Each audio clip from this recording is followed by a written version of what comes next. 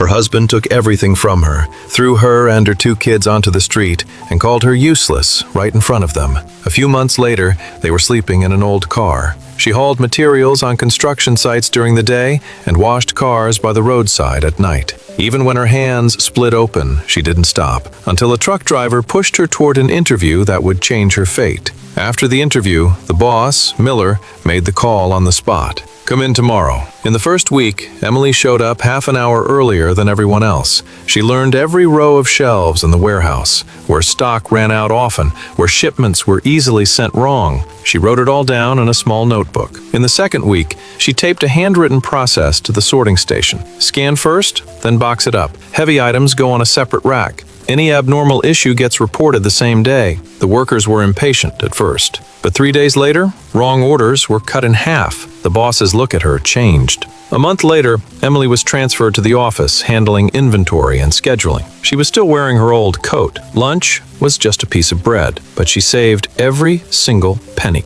for one goal only: to let her kids sleep in a real bed. That winter, she rented the cheapest 2 bedrooms she could find. The moment the door opened, Noah and Liam rushed in. They cheered when they saw the mattresses. Emily stood in the doorway, suddenly wanting to cry, but she swallowed the tears back. She told herself, this is only the beginning. Truck driver Jake didn't forget her. On weekends, he'd bring her a bit of extra work, helping people move, helping fix cars. She went too. When blisters formed, she taped them up. If it hurt, she didn't make a sound. Half a year later, the warehouse was going to expand. The boss asked who dared to take the night shift project. No one spoke. Emily raised her hand. She said, "I can, because I know if I don't fight, life will swallow me." The day the project succeeded, the boss called her into the office. He promoted her, and he placed a set of keys on the desk. It was a company car. Emily held the keys, her fingertips burning. For the first time, she felt she was really alive again. She didn't waste this luck. After work, she polished the car until it shined. On weekends, she took private mobile detailing jobs.